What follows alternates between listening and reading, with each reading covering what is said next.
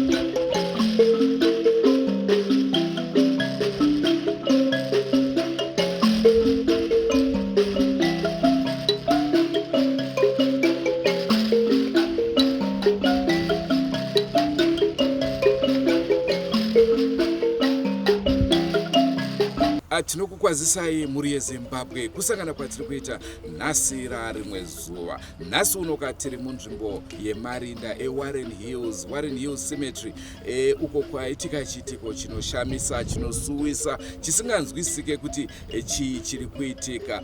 MaTombstones akaonekwa akafuma akapwanywa. Basa iri rakaitwa usiku kwete masikati. Mubvunzo woti chii, ndiani akapwanya maTombstones waya? Ringave benzi kana riri rinopenga masikati munhu wese achiona, kana usiku zvakutisiya futi tine mimwe mubvunzo kuti saka ndiani akaita izvozvi. Rangu zita ndinonzi Andrew Neshamba. Senguva dzese muri yeZimbabwe tinokurudzira kusubscribe kuDrumas Media, taking you to another level. Regai kati taure neruzhinji tinzwe kuti vanofunge chii, tawana mukana tozoenda kuma-authorities tinzwe kuti vanoti chii, uyezve ndeipi compensation ichasanganikwa nayo nevaridzi vemaTombstones, nekuti maTombstones munoziva kuti anodhura, mamwe ndema-4,000, mamwe anodhura in short. Saka zvichafamba sei? Ndiani achagadzirisa, varidzi vemaTombstones kana kuti varidzi venzvimbo vacho vanobhadharwa mari kuti matombo ange achiiswa? Naizvozvo regai tikupei chirongwa chezuva ranhasi. Magic TV Africa, the journey has just begun.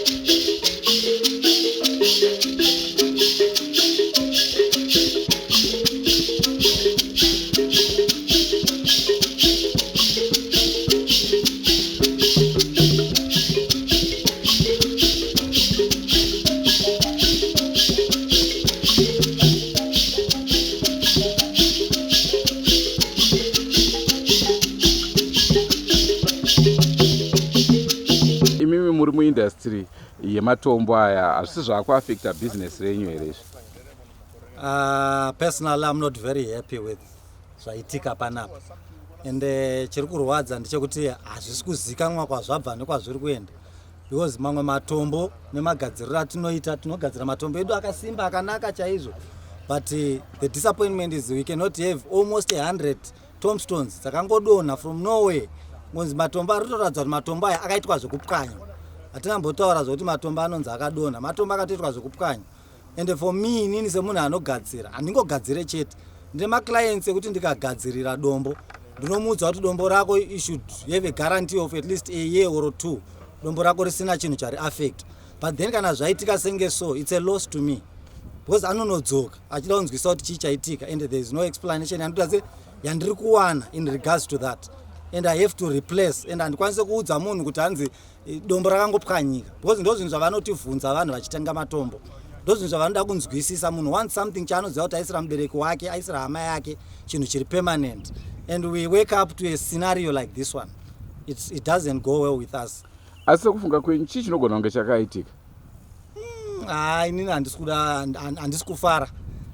Mhosva ndototanga kuda kutomboti nditange ndambonzwawo kuti even ma-authorities ari mukati mema-cemeteries vangazvitore sei uye chii chiri kuitika weko. Pototarisira kuti at least muna Warren News munofanira kunge muine vanhu vanenge vachiona, munofanira kunge muine vanhu vachiona. Saka kuti nditi maonero andiri kuita kuti nditi zvinhu zvakaitika usiku ka zviri kundirambira futi kuti nditi zvinhu zvakaitika usiku, kuti nditi zvinhu zvakaitika vanhu vakarara, I don't think so. Zvinhu zviri kutoratidza kuti zvinhu zvinofanira kunge zvakatoitika masikati, ende kuti titi mumakuva munosvika masikati musina munhu kana kuti munhu anonzi auya mumanheru kuya kuzongopwanya matombo. It doesn't make sense. We need an explanation yekuti what's happening, because kwatiri isusu that's our survival.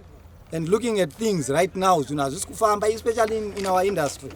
Towana munhu ari kuuya nemakore enzara anaya kuti ari kuita dombo, zviri kutonetsa. And now things like this happen. Zvinotiafecta isusu wose ma-manufacturers. Nekuti sei ndabvunza mubvunzo iwoyo kuti imimi muri muindastry munozviona sei? Isusu tinenge taakufunga kuti kuda imimi muri kuona shortage yevanhu vari kuuya kuzotenga matombo, pamwe ndimi muri involved kupwanya kuti vanhu vauye futi ikoko. Saka tabvunza kuti chii chamunofungidza ndo chikonzero chaita kuti zvinhu zvakadai so zvinge zvichiitika? Right, inini mukufunga kwangu hatingati isusu we are to blame kuti tinganzi tauya kuzopwanya kuti vanhu vauye kuzotenga. Hazviite sekutaura kwandamboita. Iye zvinezvi tinenge tapa vanhu ma-guarantees, because kuti inini ndiwane simba rekuuya kuzopwanya hunge ndisina wandakapa guarantee ye-time frame yedombo rake. Saka kuti ndizowana sense yekuti ndiye kuzopwanya, there is no sense, because zvinongondipa loss at the end of the day. Saka there is someone who is behind this, and we're really crying out to the authorities kuti tibatsirike tizive kuti chii chakanyatsoitika in this cemetery kuti matombo anopwanyika kudaro.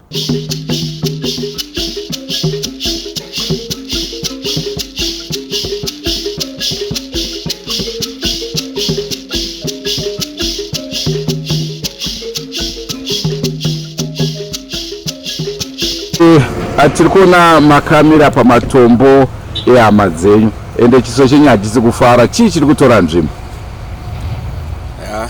Zvaitika panapa zviri kurwadza.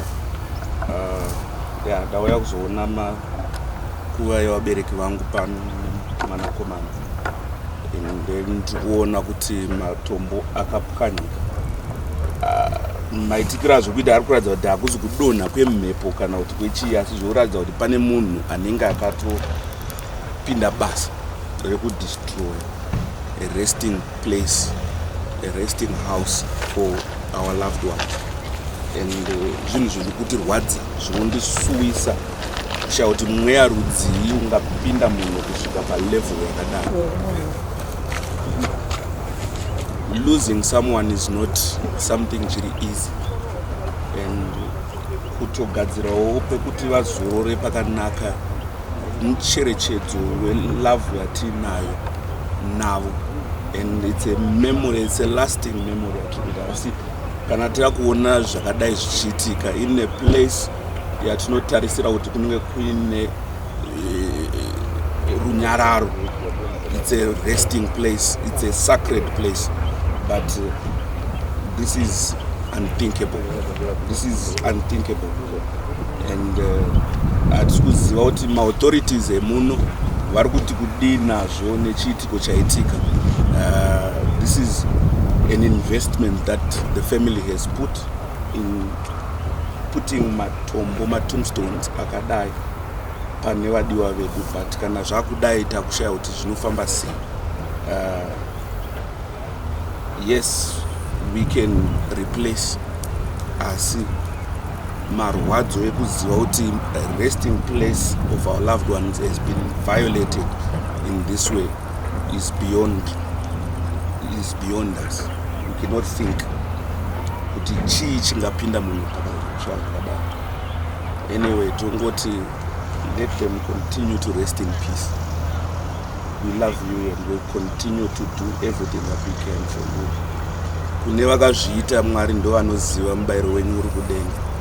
And to the authorities dzepanapa tiri kuti dai mamatarisawo kuti chii chiri kuitika and provide the security that is needed in a place like this. When we bury people tinenge tichitobhadhara mafees atinobhadhara for cemetery and all, zvatinotarisira kuti pamwe zvinogona kuti zvibatsiridze for security, but kana zvadai hatichanzwisisi, hatichaziva. I'm just at a loss of words. How in a reinforcement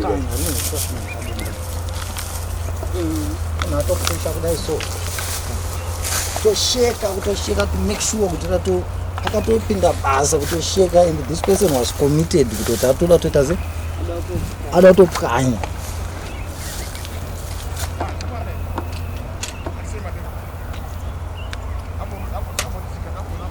This is a person anga atori nemission. This one iri baba mwana waenda zvokuti anonzi Chiedza. If you turn it over, mwana tinoona atonzi Chiedza Dombo. I'm the one who did this tombstone. Andika, he is going to come. How am I going to answer? It's almost 5 years now. Dombo ranga rakangomira. And from nowhere ndoskonzi hanzi dombo radonha radai so. What's going to happen? What's going to happen? Munhu kana achisira mudiwa wake dombo, zviroti ane mari. But aruda kuti panhu pakarara mubereki wake, pakarara mwana wake paite zvakanaka. But when it happens like this, I'm affected. Ndakutoshauri saka business rangu rinoenda kupi, mhuri yangu inorarama sei in a situation like this. Torarama sei because news like this flies. It flies. And ungotanga ungonza matombo haasi kuisika because anozopwanyika kwacho kwaanoiswa matombo haasi kuisika kune vanhu vasiri kuzikana vari mapwanyi. How am I going to survive? I'm a family man. My family needs survival. I'm a person who needs to survive in my business. And this business, Roba right was so. It doesn't work. We are small businesses trying to rise.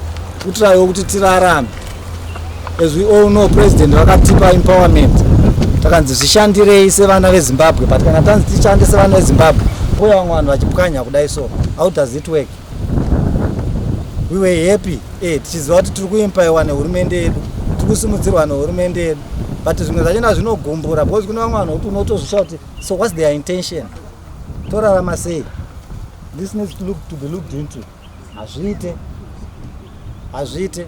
Ende nemamiriro akatoita especially gore rino iri. Ukatoona munhu ari kuuya achikupa mari utadaitira mubereki wake tombstone, munhu iye asacrifice. Zvinhu zvinaomira zvakanaka. Ende ndo basa randoziva for me 23 years now doing tombstones. 23 years and rimwe basa randakamboshanda up to this age, handina rimwe basa randoziva. But when it's being affected like this, ndoenda kupi? Ndonoitei? Ndararama sei? It doesn't work. So my clients are to survive now, boys business rangu rino survive and my clients akambondipa basa. But vanodzoka sei kwandiri kana zvadai so.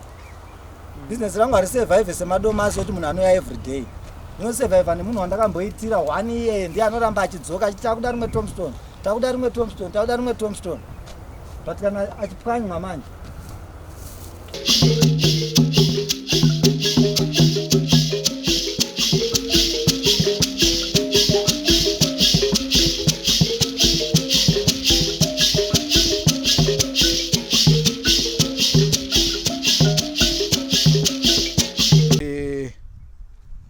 zvaitika pano mazviona, sekufunga kwenyu imimi chii chingave chikonzero chaita kuti maThompsons iwaya anga achipwanywa? Izvi zvandikatyamadza izvi. Pekutanga ndakamboti pamwe ibenzi, but benzi aripwanye usiku, benzi rinopwanya masikati, vanhu vese vakatarisa. Ombofungidzira kuti imbavha here, mbavha dzacho, mbavha kana ichinge yapwanya kainopwanya yobva yatakura enda nazvo, but acho ese matombo akapwanywa tiri kungoawana ari panzvimbo dzaakapwanywa ipapo. Then tonyanya kutarisisa acho akapwanywa acho matombo acho, tikatarisa matombo ari kunyatsoratidzwa kuti akaitwa nemakambani chaiwo, matombo akanaka akasvika. Saka tobva tasara tisisazive kuti what could be the problem. Tofungidzira kuti tingati tatoshaya kutomboti makambani mahombe iwayo kuti ane vashandi vavo vakadzinga mabasa here vangave vari kuita izvozvo? Izvozvo handina kunyanya kuzvitarisira, because kambani iri kuita kuti urarame haungaende kune sabotager, because ndiri kutoitawo kuti mhuri yako irarame. Saka tabva tashaya kuziva kuti chii chacho chiri kukonzera. Maybe tingatosugestawo kuti dai vatarisisa mune vanhu vacho vese vari kuita maThompsons kuti vakamira sei, vane mapepa here akakwana ekuti vange vari kuita zvavari kuita izvozvo. Nzvimbo dzavari kuitira maThompsons avo dzakaapuruvwa nekanzuru here, vane mapepa here anoita kuti kanzuru ivabvumire kuisa mapepa, because vakawanda vacho vese vatakungovaona vachiisa maThompsons. Dzimwe dzenguva hatisatombovaona vari kunotengeswa maThompsons vacho, but tiri kungovaona vari kuisa maThompsons. Saka hatizive kuti mapepa avari kushandisa kuti vaise maThompsons vari kuvawana kupi, because chekutanga kana kuita kuisa Tombstone unotanga waapply kucity council, wofila form rodhindwa. Kana richinge radhindwa roenda kuCleveland robhadhara $75. I doubt very much kuti vese vari kuisa maThompsons ava vane mapepa iwayo ekanzuri. Pane imwe nhau zvakare yatangonzwa nevanhu kuti vamwe vakaisa maThompsons havana kuita go through the process. Pamwe kunenge kwakusimudzirana mhepo, katoti tanzwa zvakare kune vashandi vakadzingwa mabasa, management yakachinja. Saka pamwe kunenge kuda kusungisana, hamuonawo sekudaro? Handingazvirambe, because for example muWarren News hamubvumirwe kuiswa matiles, but tiri kuwana matiles arimo. muWarren News zvakawanda zvisingabvumirwe, but tiri kuzviwana zviriko, which means ivava vacho vasina mapepa ekuti vange vachiita mabasa ndivo vanogona kunge vari kukonzeresa zviri kuitika izvi.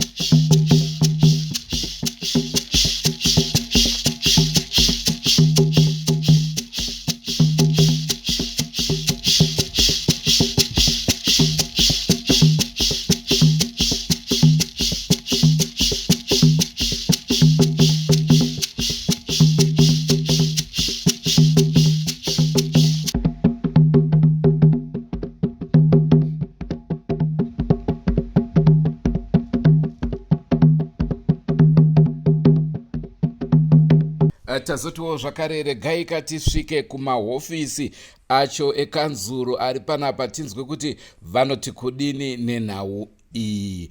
Naizvozvo regai munzwe zvavataura nekuti varamba kutaura pamakamera.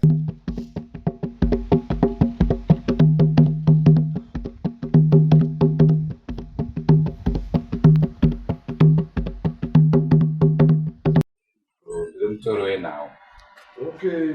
Yes. Wakadeo Tiri nani uri sei basa? basa remazopisi kwamo. Kuri nani hapo.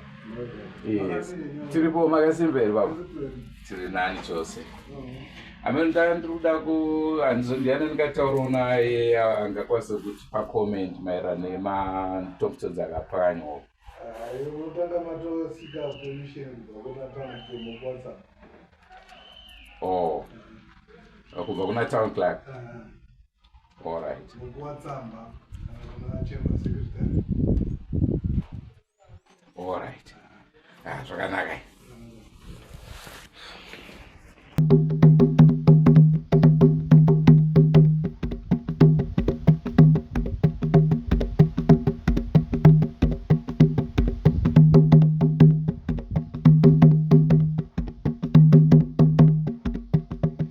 Mukurarama kune vanhu vakasiyana-siyana. Patinosvika nzvimbo yemarinda saizvozvi pakararawo zvakare vanhu vakasiyana-siyana. Vamwe vaimbi, vamwe aiva madhokta, vamwe vatoriwe nhau sesu saizvozvi. Uyezve tisakanganwa zvakare kuti kune vamwe mafundisi, kune n'anga, kune vane masimba akasiyana-siyana mukurarama. Nhasi uno iwe wouya neungwaru hwako kana kuti nekupusa kwako, wouya uchipwanya maTombstones. Zvinorevei? Imhepo ngani dzauri kuzvitorera dzisinei newe? Mozoti dzinza razodai, zvimwe zvacho hazvizorapikika nekuti vanhu vangani vacharwadziwa nechiitiko chakadai so. Vagoiteiwo zvakare, ko ivo vafi vagoitei? Ndofunga iye zvinezvi ndingakukumbire kuti muzuva ramangwana mutarise zvakare nhau yekurushinga yekapu. Iyoyo mufi ashungurudza munhu ari kurarama nekuda kwekapu yaakaswesa paguva. Kana kakapu kachikonzeresa izvozvo, what more munhu ari kuuya achitema saizvozvi? Zvinorwadza. Amen. Tozvisira maoko ake nyakuita izvozvo. Rangu zita ndinonzi Andrew Neshamba. Senguva dzese muri yeZimbabwe tinokurudzirai kusubscribe kuTrumas Media. Trumas Media, taking you to another level. Goodbye my friends. Goodbye my friends. Wakamboonana tichazoonana nerimwe zuva hama dzangu. Goodbye my friends. Goodbye my friends. Wakamboonana tichazoonana nerimwe zuva hama dzangu. Ini ndokwenda kubasa kwangu. Iwe makiwe mkaranga.